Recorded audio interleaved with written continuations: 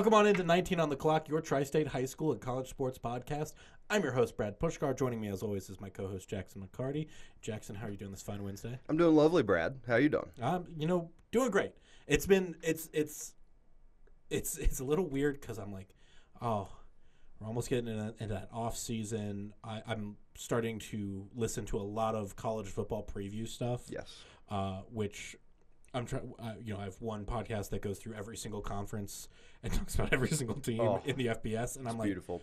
I'm like, okay, I've gone through, the Big Ten and the SEC, and I still have the MAC, and I have like Pac-12 now because that's coming back. Which that goes into effect this year, right? Yes. Okay, so that the 5 that they took from the Mountain West. Yes, correct. Yeah. The Mountain West and Pac-12 are basic, and I think they're still overlapping in some aspects of because that was what they basically did last year. Was the Pac-2 played Mountain West teams as like a conference schedule, but it didn't even qualify. It was just Oregon State and Washington State's actual head-to-heads. Yeah, exactly. Which I know this is not the point of the podcast this week, but keeping your head on straight with all the realignment stuff, like remembering that Colorado State is a Pac-12 school. Yeah, is going to take me until at least week 7 or 8. I'm like, it's one of those things where Colorado State and Colorado are going to not be playing as much anymore. Right. Well, yeah, they had already separated conferences, but now they're so far apart that it's like unless you schedule you guarantee that out of conference game within the first 2 or 3 weeks, it's kind of over. Oh, I know what it was. It's because I was just listening to the Mountain West one, and they were talking about Colorado State and Air Force. Yeah, Air Force this is the last year that they're going to play for the foreseeable future, and that was always just one of those games that happened. Having been out in Wyoming covering the Cowboys, like that game, Colorado State, the border war, you know what I mean? Like I don't know the future of that game, and I went to 2 of those. Wyoming won both, and I being in there, I know how special of an ordeal that is, and it does kind of make me sad that college football is just not regional anymore. Yeah, and it trickles down to these smaller sports as well of having to travel more. I mean, we saw that with the Big Ten and the way that so many teams that aren't on college football budgets had to travel to USC, UCLA, and it changes up how you have to schedule and things like that as well. Right. New Jersey to Palo Alto is not a short drive. You know what I mean? No, it's not. There you go. There's your travel tip for the day. Don't drive across the country, I guess, is the travel tip of the day. Yeah, see? But you know what school hasn't... How are you going to get us there? What conference hasn't been affected that much by realignment? Which one? Is the MAC. Yes. And with that, we're going to talk about the NCAA softball tournament, which is starting up this weekend. Mm-hmm. Because we have a local team. Yes. Miami is going to be playing. And then regional, Ohio State and Kentucky are going to be in it as well. And so I wanted to really talk about Miami because they ended up winning the MAC tournament. Mm-hmm. And we'll go through those games here in just a second. But they did get a spot in the softball tournament. Yes. And I think it's going to be tough. Good. is the very easy way of putting it. So before we get into where that all sits with the NCAA tournament, I want to go over what happened this last weekend. Mm-hmm. We had kind of talked about some of the key players coming out of the regular season, and you're going to hear some of those names again, is the great thing about this. Of course. But Miami ended up playing 5 games in the tournament. Right. And so if you know a little bit, they didn't win them all, is the key of that. But what they were able to do after those losses, I think, is what gives me good hope for them playing in the NCAA tournament, where they could, I think, actually make some kind of noise in the first elimination stage. They might not put the team in front of them out, but they're going to give them heart palpitations along the way. Yeah, when we get to what their group looks like, you're going to go, oh, okay, that makes sense that team is the favorite to win. But once we get there. Yeah. So it's a journey. We'll start off with the MAC tournament. Their first game was against Ball State. It was a 6-3 win. We had a home run from Shelby Kunkel, 2 hits, a triple from Kaylee O in 3 hits, and they had 10 hits, 2 walks, and 28 at-bats. Okay. The very interesting thing with the tournament was that they only used 2 pitchers the entire time. Okay. So Madeline Reeves, who we talked about last week, who was, I want to say first team All-MAC, had a 3.27 ERA, 21-10 on the year. She played 5 innings of this first game. Had 6 hits, 1 earned run, 3 walks, 2 strikeouts. Okay. Yeah. Not major numbers, but it was good. It kept them down. And then Leah, this is I believe a French last name that I'm going to try to pronounce correctly. Go for it. Chevrier. Okay. Gave up 2 hits, 1 earned run, 1 walk, and 2 strikeouts in the last 2 innings that they played. All right. And so again, yeah, good balance. Yeah. That was the first. That was the first day, Friday, and then they played Saturday. Okay. And that's where things get funky. Okay. Because then they just played entire games on their own. Okay. Leah and Madeline. So their next game was against the number 2 seed, Ohio. That was a 5-2 loss. Chloe Parks hit a triple. They only had 6 hits, 2 walks in 26 at-bats. Okay. For the Redhawks. Not great, but obviously you can lose a game in this tournament and be okay. Right. Madeline Reeves was the pitcher for that game, all 7 innings, had 11 hits allowed, 9 strikeouts, 2 walks. I liked that she was getting more strikeouts against arguably a tougher team, but when they were making contact, they were just getting around too much, and obviously right. that's where you end up winning. The wheels are going to fall off eventually with that many hits. Yes, and so their losers bracket moved on. Play Ball State again. Okay. 8-0 win. Ooh. How many innings do you think they played?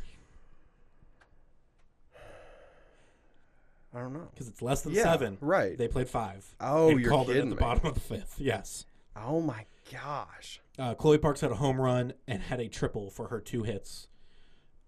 Leah Chevrier, no hits on her, 2 strikeouts. And I was like, yeah. Okay. Yep. Well, there you go. Every day. And also 7 hits, 4 walks, and 18 at bats. 7 hits, 4 walks. So you're getting on more than 50% of the time. Yeah. That's you understand how it was an 8-0 win. Yes, for a over Ball Stadium. God bless. Yeah, that'll do it. Yeah. Oh my gosh.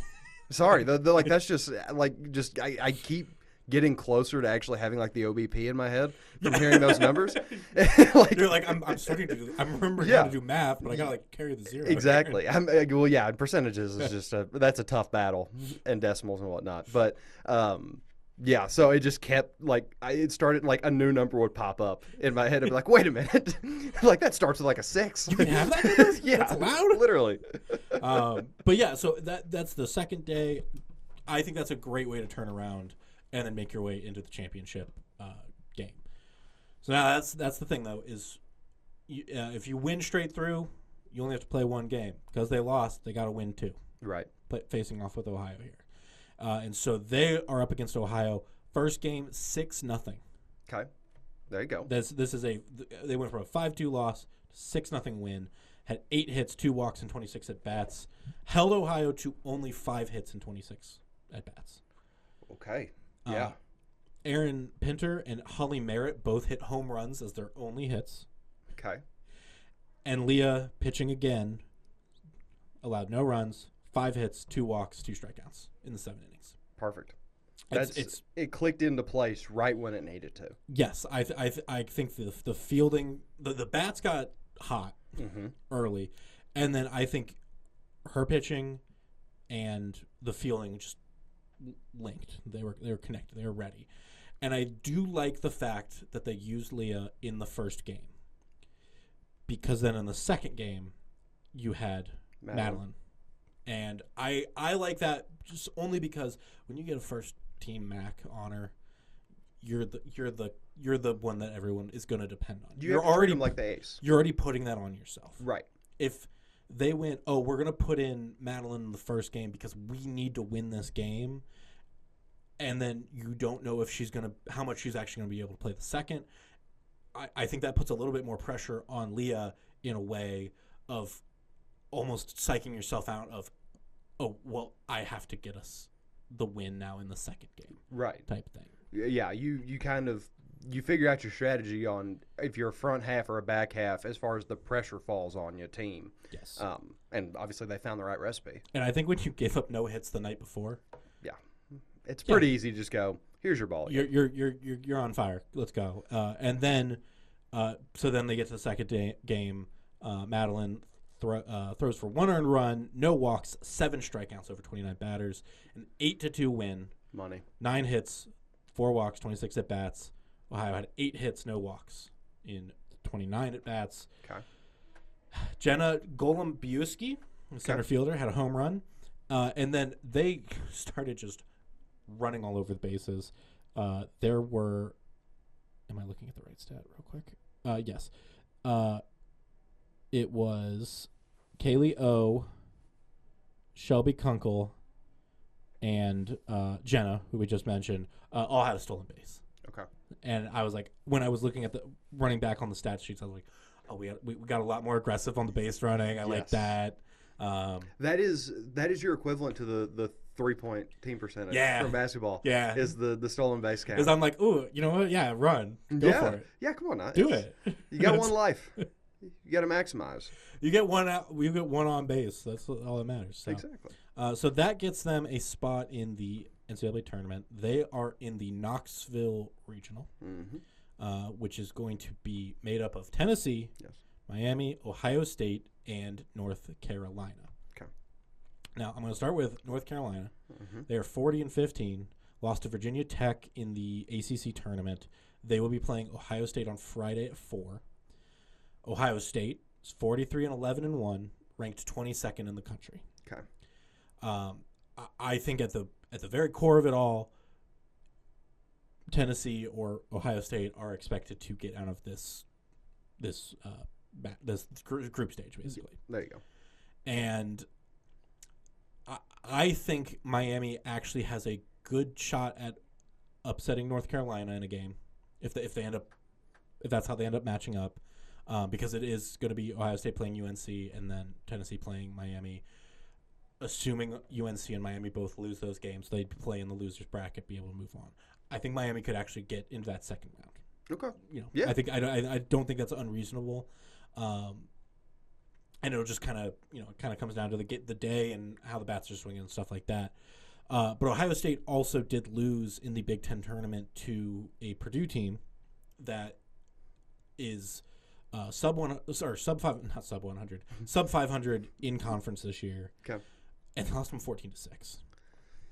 Yeah. And it was one of those things where, when I saw Purdue post on social media that evening, I was like, oh, they upset Ohio State. Ohio State's ranked. That's really good. Because Purdue is a good team or a decent team in softball, but ever since I covered them back in 2016, 2017, they've been rebuilding basically and trying to figure out their identity in the Big Ten, and we're always kind of just a step or two behind. Right, kind of waiting for the next level. Yes, exactly. And so I think that's a positive for Purdue, but also makes me worried about Ohio State playing teams that they may be overthinking ahead of going in, where you're like, that's just it's just Miami, it's just UNC, whatever, stuff like that. Well, and it obviously doesn't fall into that line of thinking, but it does have some similar notes to it. On the football side, like when they lost to Michigan in the year, that was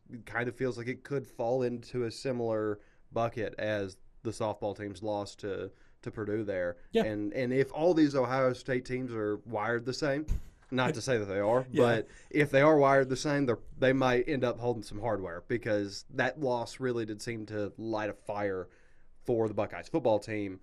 Entirely possible on the base pads here.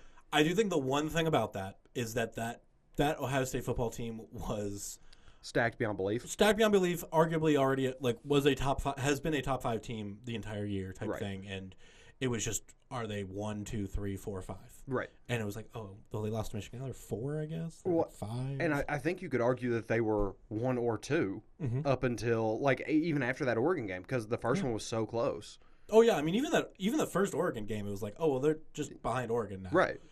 What are you going to do about that? And they were behind Oregon by 3 points? Yes. That was the difference maker? Yes. So it wasn't, and that was the weird Lanning drama game, right? Yeah. Yeah. With the timeouts. And right. Stuff like that, yes. So even then, you kind of have the questionable hat on there.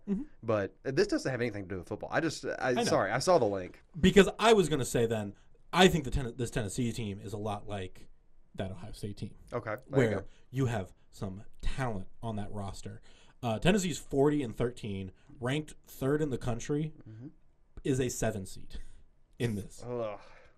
That's so weird. Yeah. But specifically, I wanted to bring up their junior pitcher, Carlin Pickens. She's a finalist for Player of the Year. Okay. Not Pitcher of the Year, not just across the board, Player of the Year. The MVP. One of 5 finalists for all of the NCAA. Through the fastest recorded pitch in NCAA history at 78.2 miles per hour. Oh my gosh. Which I thought I saw someone say like is an equivalent reaction time to a baseball being at like 100. Yeah. Type thing. Yeah, so that's it adds that much just to put that into like a context type thing. I'm about to say because their mound or the distance from mound to home's a decent little bit shorter. Yes, it's shorter, and there's also the fact that some of those pitches rise. I wasn't sure if her fastball is a riser or a dropper. I'm not totally locked in on that, but I believe. I played baseball. Yes. I never played softball. Yes. I played slow pitch there softball and umpired it. I'll admit it right here. But I believe most fastballs are going to rise just because of the speed trajectory type thing. Well, when your release angle's here, coming down, it's going to be hard to get it to fall. Yes. I mean, just objectively. Yeah. But that's not the only record that she set this year. Okay. She also won 3 straight Pitcher of the Week awards, which is the first ever player or pitcher to win 3 in a row. Was it in NCAA's history or was it in Tennessee history or SEC history? Hold on. No, you're good. Because there was one of those stats where I was like, okay, sure. I am also kind of shocked that 3 was the barrier to entry. You know what I mean? Like I figured that there would be somebody that had 3 or 4 in a row. And I feel like part of it is just I can see not having 3 player of the weeks in a row because you get baseball's right. It's a very volatile sport. Exactly, and you have off weeks, you have good, you have bad weeks, whatever. It's very weird. Yeah, type thing, and so, and plus you're playing a lot more games where you can have more opportunities that someone else goes off for 3 straight games, whereas you're only going off for 2, right, 3 or whatever. And so I wasn't able to find that easily, so I'm not going to spend too much time looking on it. But it was the first in either team or SEC history, if I'm not mistaken. Point being, she's really, really good. Point being, she's nuts. And I think that is going to be very hard. Has a 20-6 record with a 1.02 ERA, 210 strikeouts. Golly. Yeah. And 210 strikeouts is insane. Yes. And so they are playing on... I always have these things in front of me. Miami is playing Tennessee Friday at 1:30. Okay. Ohio State and UNC are playing on Friday at 4. The winners of those games will play on Saturday at noon, losers at 2:30, and then the championship is on Sunday at noon. Perfect. And if they have to play 2 games, they will. I shouldn't say championship, but the winner of the group stage finals, the regional, is that day. Yes. Okay. And I should say also, it's elimination bracket starts on Saturday at 2:30. Winner will play again at 5. Then they will go into the championship game on Sunday. So if you lose the first round, you got to play 2 games on Saturday if you want to continue on. So path of survival. Yes, exactly. And then I was going to mention at the same time, Kentucky is playing in Clemson's group stage. Okay. That is Clemson, USC Upstate.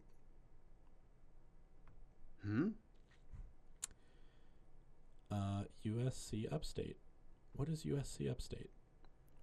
Is there? I feel like I'm setting you up for an updog type thing. But that's why I'm not saying anything. I'm trying to preserve my dignity. USC Upstate. I've never even. Is it? You'd think I would. Nah, you're right. USC. It's South Carolina Upstate. Oh, okay. Yes. There you go. In Spartanburg. That'll do it. And so Clemson is playing USC Upstate. Kentucky is playing Northwestern, in the first round. Okay. Which Northwestern was another team that, as I was mentioning, Purdue upset beating Ohio State. Purdue also beat Northwestern in that Big Ten first round of the tournament, and that's I would say probably your favorite Clemson or Kentucky in that group. And just by the nature of the ACC and the SEC in this fun world that we live in. Just, the ability to draw the highest quality talent and the highest quality coaches. Like, that's the natural advantage of where those universities are at. Yeah, I was going to double check. If I'm not mistaken, so you have realignment. Of the 16 seeded teams, they are either SEC, ACC, Big 12, or Big 10. And the Big 12 and the Big 10 are 2 each. Oregon, UCLA, Texas Tech, Arizona. Okay. And then it's like Arkansas, Oklahoma, Alabama, LSU, Tennessee, Texas, South Carolina, Florida, Texas A&M. All of them. Which I was like, that's just the SEC. And then you have Duke, Florida State. Did I skip one? I swear. No. In Clemson. Oh, there you go. So, yeah, 3 for the ACC. However many I just read off for the SEC. I guess 9. Yeah. Because then it's 2 each for the. So it's literally just the March Madness bracket. Yeah, basically. It just keeps falling out the same. Because even the playoff had. Well, no, there was a lot of SEC cut teams. Never mind. Yes. On the football side, yeah. But yeah, so that's the start of the Women's College World Series bracket. Some fun games to pick up. And, at the end of the day, Knoxville's not that far away. Mm-hmm. If you wanted to make a drive out this weekend and go see some games, I think that's the closest hosting site, yeah. And then the championships are going to be in Oklahoma City, if I'm not mistaken. So. Yeah. There you go. It's a decent little setup. We'll be able to break into that a little bit more next podcast. Yeah. Because we'll have... Hopefully we'll be able to keep talking about Miami moving on in the World Series. I think that would be cool. I got some faith. They seem like a prime upset team. So honestly, that's the thing to me where I'm like, oh, this is a good, scrappy team. Yeah. And I would like to see them do something crazy to everybody watching. Absolutely. Well, and yeah, with that pitching rotation right now, with how it's clicking, like that's just you have that, and you've always got a chance. Yeah. So yeah, shout out to the Redhawks. Hopefully we can keep on keeping on, and we've got more to talk about with them in the near future. Yeah, and then looking at the high school side of things, you've got some colored birds to talk about. I as do. Well. Look at God. The transition game is on point today, Brad. Is it transition game or just making really dumb segues between things? Dude, have you heard me once on this podcast? That's kind of my gimmick. Yeah, fair. Yeah. That's how we roll here. But you're right. We do have colorful birds to talk about. And more. Yes. So this kind of wraps up our preview section for the high school baseball and softball seasons. Mm-hmm. All the Ohio and Kentucky seasons are coming to an end later this week, or regular seasons. So a lot of the Kentucky teams that we're going to talk about, their last games are either Wednesday, Thursday, or Friday. Okay. And then Indiana, we do still have a little bit to go. We do have one Indiana team to talk about. But we'll start, obviously, in Kentucky and get there when we get there. To go ahead and stop with the tease of this, the Highlands Bluebirds, I apologize there. Got moving too quick. Don't deny them that plural. I won't. I got to give them their S, man. They are 23-6. Ooh, yes. Okay. And then they play Ryle Thursday. So if you got some time to kill on Thursday night, stop by the ballpark, see what's happening, because it's a phenomenal team. For example, 386 team batting average. Very nice. And then sub-3 team ERA, 2.97. Even better. Yeah. So not only are they going to get plenty of hits on you, you're not going to get money on them. And even when you do, you're not going to drive them in. 16 home runs in 29 games is one of the – it's not the best rate of this list today. Matter of fact, the team we close with has just a bananas rate. But 16 home runs, 29 games, taking that every day of the week. 61 doubles as a team, and then here's my Brad stat for the afternoon. 95 steals all told, so that is 3.2 a game. Yeah. They love running the pads. Good. Yes. Yes, they do it very efficiently. There wasn't very many that that were caught stealing. Like just going through it, that wasn't happening all that often. Mm-hmm. They have. This is just another one of those that is just a crazy deep batting lineup, mm-hmm. and then one pitcher, and because they only need the one pitcher. Yeah. So we'll start with Peyton Brown on the hitting side. She's got 538 in 78 at-bats, 9 homers to her lonesome, 45 RBIs, 11 doubles, 4 triples, 11 stolen bases. Here's a fun stat. She's been hit by a pitch more times than she's struck out this year. I'll take that as a coach. Yeah, she's been hit 4 times. She struck out thrice. That's just one of those things where, like, how does it happen in a way? You know what I mean? Because she's that good. That's how it happens. Just because it's like people are trying to pitch around her. Because she's going to make contact. Right. Because, as soon as you see that stat line, you're like, of course. So, like, if they're not hanging out in the zone that often, and she gets a hold of them pretty much every time they're in the zone, naturally something's going to fly over there and make contact with her because people figure it out pretty quick. You don't pitch to Peyton Brown, like, legit. You've got to do some magic. Well, it's one of those things where you always want a player that's willing to swing and will make contact that consistently. Yeah. Where 75 times she's hit the ball, whether it goes onto the field and she can stay on base, or if it goes into a player's glove, like making the contact is the first step to having a good, consistent batter. Absolutely. Absolutely. And so like I said, she's leading the charge, but there's plenty of folks behind her. Caitlin Dixon. No, I'll wait on that. Never mind. Yeah. Caitlin Dixon is a junior on this roster. 383 in 81 at-bats. 3 homers, 26 RBIs, 7 doubles, 2/3. Then you've got Allison Myers, a sophomore, 447 batting average, 1 home run, 23 RBIs, 3 triples. And the moral of the story with this team, there's 5 players with 20 or more RBIs. There are 9 with 10 or more RBIs. One of those is a senior. You like to see that. Yeah. Everyone else on this, like no disrespect to our lone senior there, but the next person that I was considering adding on this list is a freshman. Yeah. Because she also had I think 22 RBIs and it was in that area. It's to be 23-6 with one upperclassman that's really contributing to the lineup on a daily basis is almost unheard of. And so of the list that we just talked about, those 3 are all going to be back. That freshman's going to keep working their way up. And they've got a pitcher who we've already talked about, Caitlin Dixon, who is still going to be around. And if these numbers get better for her senior year, we are looking at genuinely horrifying numbers. She's got 129.1 innings pitched. Yeah. 16-2, 1.19 ERA. And I think you're probably over there doing the math on the innings on this. 215 strikeouts.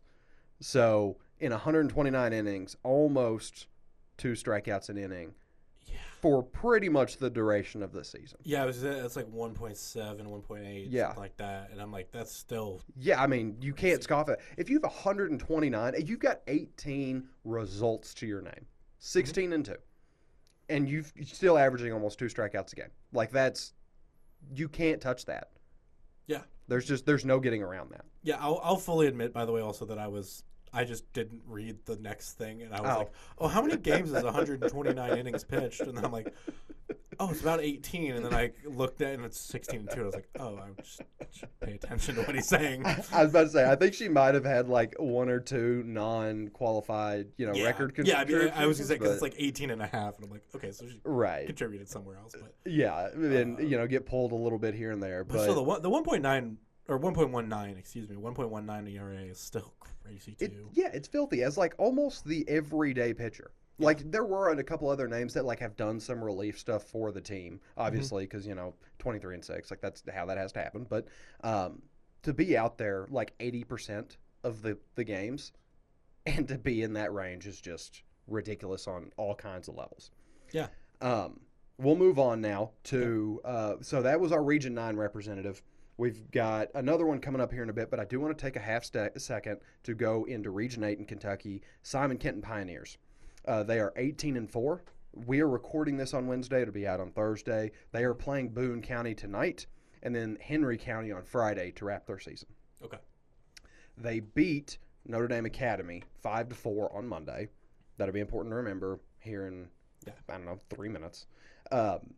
Their real shining spot is their team batting average because it is almost 500. It is 465 from the plate as a unit. And then they're still sub-4 on their team ERA, 3.97.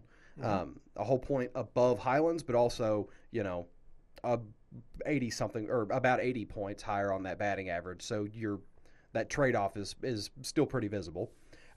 11 home runs in 22 games as a team, and then 51 doubles as a team. So, it's in 22 games,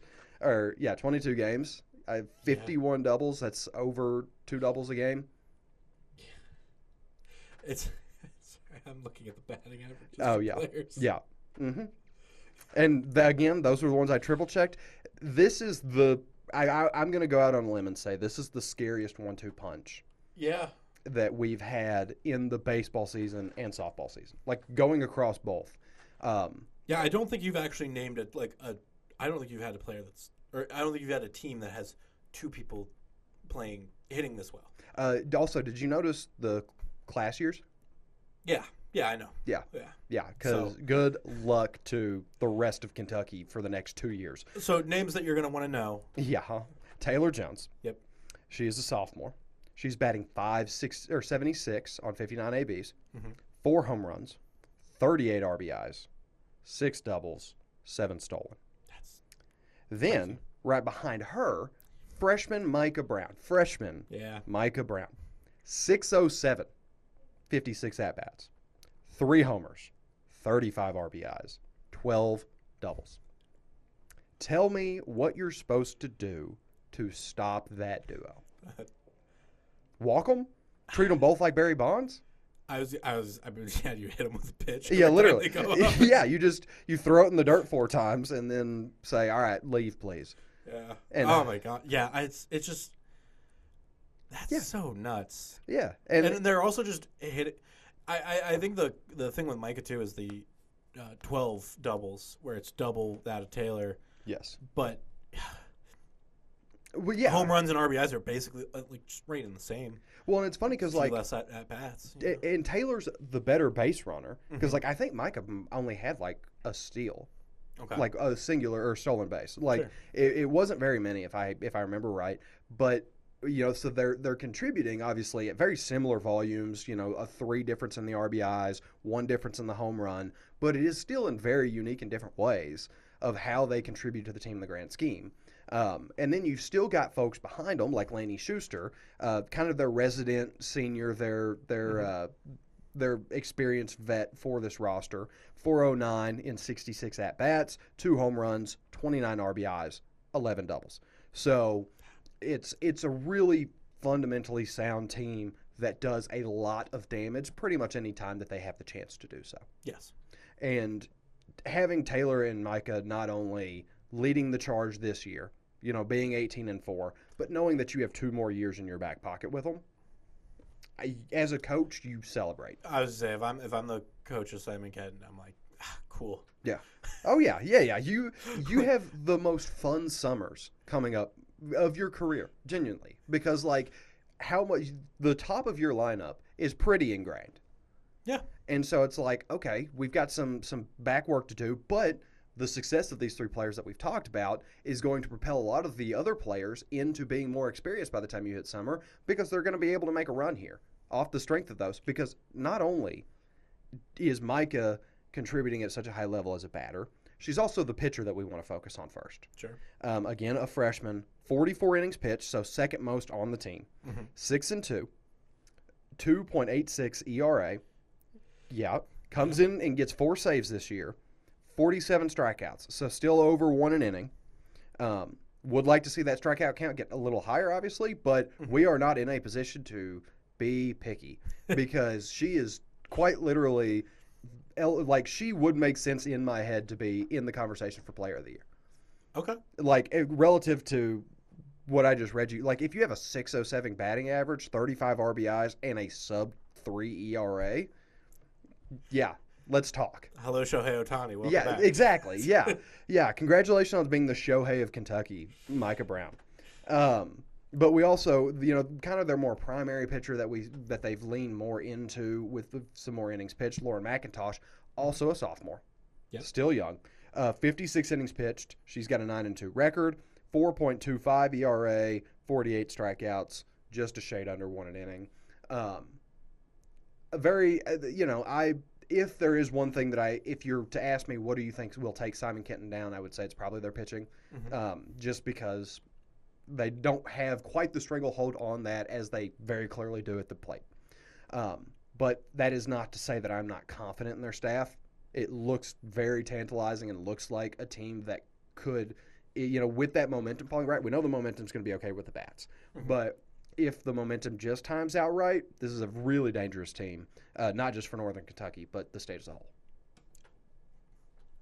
Yeah. I mean, they give me when you were going over the original stats, I was like, this feels like an offense heavy team where it's like, okay, if we make them, we got to tire them out in the field running around chasing the balls. Yes. Because when they come up to bat, we're like the defense. Not to say the defense isn't there, but they know that they're gonna probably have some runs scored on them that they'll just need to. Bigger number, better person. There's not a guaranteed safe hatch here, a get out of jail free card by any means, but you are to assume that it's going to be the pitching if there is going to be one. Yeah, absolutely. But still, I mean, a very quality team, and we've seen them take down what I would qualify as a more pitching forward team. I referenced them a minute ago, Notre Dame Academy, the Pandas. Going back into Region 9 here. Are you laughing about the mascot? I always love the Pandas. Yeah. Yes, it is. It's so good. We need more unique mascots in all of athletics. We need more pandas. Like the new hockey team. I love the what is it, the Utah Mammoth? Oh, yes. That is great. Yes. It's the same thing with like the Seattle Kraken when that popped up. Kraken's good. That is awesome. Lean into that. Sorry, that's a weird rant to get off on. So, okay. I'm going to really keep this short, but that is one thing I always love about the Seattle teams of the Mariners, Seahawks, Sounders. Yes, it Kraken. is never like all themed together. It's the same thing I actually do like about Pittsburgh of having all similar colors and being a very like cohesive city. Not to say that the Reds and the Bengals are doing anything wrong in FC, because I love the color schemes that we have in the Queen City. But I've always liked that like connectivity across all your teams. That's a lot of other places just don't have. I was big on the idea of like when Washington rebranded to the Commanders, I was big on them becoming some kind of, not Senators, but something in that ilk, because like Nationals, Capitals, like of that. Wizards, yeah. Right. Well, yeah, the Wizards kind of screwed it, but they could rebrand. They're not that tied in. But yeah, that was I just kind of following along with that theme there. All right, but let's get back to the Pandas. But the Pandas, we love the Pandas. We love the Pandas. Save the Pandas. 13-4, Boone County on Thursday, Holmes on Sunday to wrap up their year. Okay. They lost to Simon Kenton 5-4 on Monday. They have a 2.92 team batting average, 2.27 team ERA. So seeing what I'm talking about there, leaning into that arm staff. Not to say their batting isn't plenty qualified. We'll talk about that in half a second, but it is very much a. So I like Micah Brown a lot. Yeah. I would argue that Abby Turnpaw is very much this is what Micah is working towards to be by a senior. Correct. Yes. Correct. The numbers are fairly similar currently. Okay. But I do think that you can see a lot more consistency and a lot more grounded in it instead of, what could be a little bit more of a hot and cold thing as Micah's been working it out. Sure. So Abby has 451 on 51 at-bats. No home runs to her name, but she's got 22 RBIs, 5 doubles. Works perfectly fine, getting on base constantly and consistently, leading the team with those RBIs. Yes. Ava Allberger. Hope I got that right. This is a trio of seniors, by the way. These three players that we're going to talk about here. 340 on 50 at-bats, a home run, 20 RBIs, 4 doubles, and then Ryan burden. 306 on 46 at-bats, 12 RBIs, 2 stolen. Like I said, not just the most gaudy numbers that we've seen at the plate, but Abby Turnpaw pops right back up because she has been one of the best pitchers in the region this year.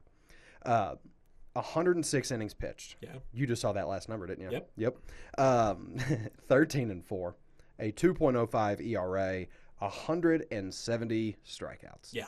So 1.65-ish per inning. Yeah, I mean, this feels like a team that knows this is their year type thing. Yeah, you got to cash out. We got to show what we've learned for these last 4 years. Basically. Yeah, absolutely. And it feels like a team to me that is less subject to momentum. Mm-hmm. Like I trust, and maybe it is the experience factor coming into play there, and whatever it is, but I trust Notre Dame Academy to be the same team every day the most on this list. Where even after losing to Simon Kenton on Monday, when you're facing Boone County on Thursday, you're like, I still think that Notre Dame team can absolutely play as well, if not better. Well, and they lost by 1, and they held what was a death lineup of batters to 5 runs. Like, that works for me. I'm not – obviously, you want the win if you're the Pandas there, but that's not going to keep me up at night because we were 1 score away from it being tied, and we minimized their biggest asset. Yeah. So – I'm not going to be panicked by any stretch of the imagination, and I think if they run back into each other, especially playoff time, I think I would probably lean Notre Dame just on being, with that experience and kind of the urgency that comes with a squad full of seniors. Yeah. I was going to try and draw a comparison, but I can't think of it right now. Yeah. But yeah, I mean, it's just having that experience and it's kind of like being ready. You know what you're going to be doing when you come into the tournament and stuff like that. Right. There was I'm trying to think because Ryle was not Ryle, but Cooper was really young. Moeller had a lot of seniors. Oh, Aiken. Yeah. The Aiken basketball team. I was going to say. There we go. Doesn't it always come back to Aiken? Yeah, it always does. It was always the Falcons. I believe that was the opening line of Reagan's coverage on it. But yes, that they have kind of that similar get up and go because you have no other windows remaining. So that kind of wraps us in Kentucky. Mm-hmm. But we do have, like I mentioned, our one Indiana team I want to talk about, the East Central Trojans. Yeah. They are 12-4 currently. Their season was a little bit further behind. They do have Lawrenceburg on Thursday, another tri-state team that will be a really fun game, I'm sure. Yeah. And then Max Preps had their last game listed on May 27th. So you've still got about 2 weeks from today of Indiana baseball, or softball rather, to work your way through. Yeah. 390 team batting average. The ERA does need to come down a little bit there to 4.90. Yeah, it's tough. Yeah, this was what I was talking about with my home run rate. 14 home runs, 16 games. I'll take that. Yes, I'm all the way in on that. And then 6 triples as a team through 16 games. Like you got some real high rates going with this lineup, and a couple players that have already started to like genuinely be dominant and have way more RBIs than they should by this point in the year. Starting with Taylor Summer. She's a sophomore, 455 and 61 ABs, 4 homers, 22 RBIs, 3 doubles, 2 triples. Then you've got Paige Holtz, I'm going to go with there, junior, 486 in 37 plate appearances, 5 homers, 22 RBIs, 3 doubles. And then Delaney Donaworth, a junior, 386 and 49 ABs, 5 homers, leading the team, tied lead with the team there. 14 RBIs, 6 doubles, all told 7 players with 10 RBIs or more already, and we are only 16 games in. Yeah. That's, as far as rates go, I know we're early in the year and you can have a hot start and cool down and whatever, but that is the most impressive rate of getting to that magic number. Yeah, it feels like a team that just knows they can't leave people on base if right. they're going to have them out there. Yeah, they're hardwired to get as many runs in as they possibly can because we've mentioned that team ERA a little bit higher than you want to see. But they do still have some fairly qualified arms, like Rose Younger, junior, 9 appearances, 5 games started. She's 5-0, 3.30 ERA, 25 strikeouts. I didn't have the innings count on these, so I can't really do the rate there, but still doing great. And then we go back to Paige Holtz, 7 appearances, 6 of those starts, 5-2, 5.30 ERA, 34 strikeouts. As they work into mid-season, end-of-season form, I do expect that ERA to come down, get a little bit more comfortable on the mound. But you also have to assume there's going to be a slight dip with the bats, but if they can keep on a fairly similar trajectory, that's going to be really, really fun to see in the Indiana playoffs. I agree. Yeah, because like when you have that much juice in your bats, like anything really is possible. And I don't typically like to lean too hard one way or the other into, we are a batting team, we are a pitching team. I know there were a lot of cases of that in today's list, but if you are gonna be one, I would typically say pitching is better, but with how everything's shaking out, the power that they possess, the extra base opportunities that they pick up on, and the amount of folks that they are driving in on a consistent basis, it's pretty unstoppable. Well, and baseball is such a sport that I think you can't just be one thing. Right. More so than I think a lot of others in a way. Because I think a football team, a bad offense can be kind of subdued by a good defense, and I think that a great offense can help fix a middling to bad defense, i.e. Bengals last year. Yes, where for the most part that offense was doing everything it could, and then it was just like it was just one step too far for the Bengals or for the defense type thing. Or even down like at the high school level, like Elder, like their football program. Like not to say their offense was bad, but it wasn't. But they were a trench warfare type thing, right? Yeah.